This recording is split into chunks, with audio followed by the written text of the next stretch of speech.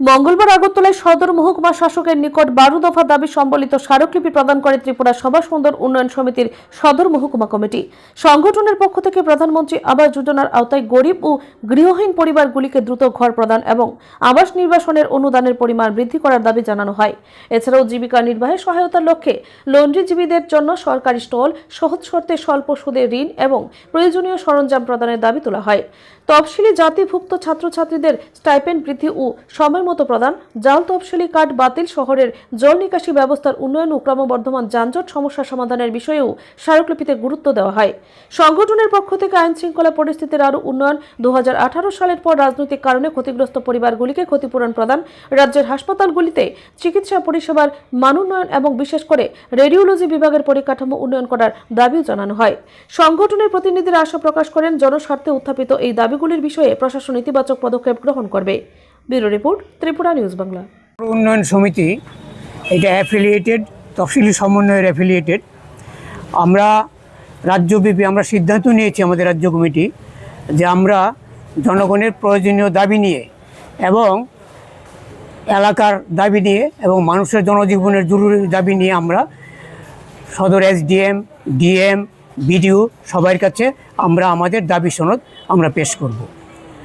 আমরা আজকে সদর মহকুমা শাসকের কাছে আমরা আমাদের দাবি সনদ আমরা পেশ করব। আমাদের দাবিগুলোর মধ্যে আছে সদর মহকুমা এলাকায় টুয়েপের কাজ নিয়মিত দিতে হবে এবং দৈনিক হাজিরা 600 টাকা করতে হবে এবং বৎসরে 200 দিনের কাজ গরিব মানুষের জন্য এটা চালু করতে হবে। এখন যে কোনো কাজ করতে গেলে এটা 200 টাকা 150 টাকা হাজিরা হয় না, এখন 600 টাকার নিচে দ্রব্যমূল্য বৃদ্ধির সাথে সামঞ্জস্য রেখে এটা 600 টাকা দাবি আমরা রেখেছি। আমাদের দ্বিতীয় দাবির মধ্যে আছে গরিব সভাসুন্দর অংশের লোক যারা এবং অন্য অন্য তফসিলি গরিব অংশের যারা গৃহহীন, যারা বাড়িঘর করতে পারছে না, প্রধানমন্ত্রী আবাস যোজনায় তাদেরকে অবিলম্বে ঘর দিতে হবে এবং এই আবাস যোজনা গৃহ নির্মাণের জন্য কমপক্ষে 5 লক্ষ টাকা দিতে হবে। এবং সব কিছু দাম বেড়েছে, ইট, সিমেন্ট, রড, বালি সব কিছু দাম বেড়েছে। 5 লক্ষ টাকা মিনিমাম দিতে হবে। তাও 5 লক্ষ টাকা দিয়ে পর্যাপ্ত হয় না, তার মধ্যে আমরা 5 লক্ষ টাকা দাবি করছি।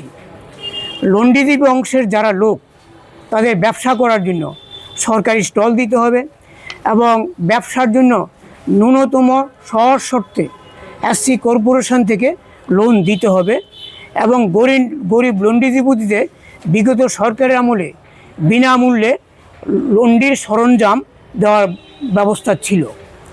এখন যদিও এটা আমরা দেখছি না, আমাদের দাবি এটা দিতে হবে। এবং আমাদের সভা সুন্দর অংশের লোকগুলো যারা লন্ড্রির কাজ করেন আমরা দেখছি রাস্তার পাশে, ড্রেনের পাশে বিভিন্ন জায়গায় এরা করছেন, এদেরকে যথাযথ গুরুত্ব দিয়ে এই কাজটা করতে হবে। এই রাজ্যের মধ্যে প্রায় 2.5 লক্ষের মতো এই সভা সুন্দরের লোক গোটা রাজ্যের মধ্যে আছে এবং এদের স্বার্থে আমরা এই দাবিগুলো রাখলাম।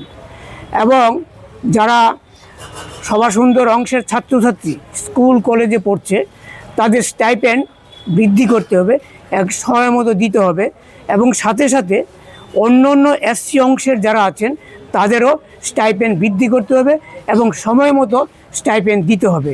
আমরা লক্ষ্য করছি স্টাইপেন্ড দেওয়ার ক্ষেত্রে অনেক দেরি হয়ে যাচ্ছে, এতে ছাত্রছাত্রীদের প্রচণ্ড অসুবিধা হয়।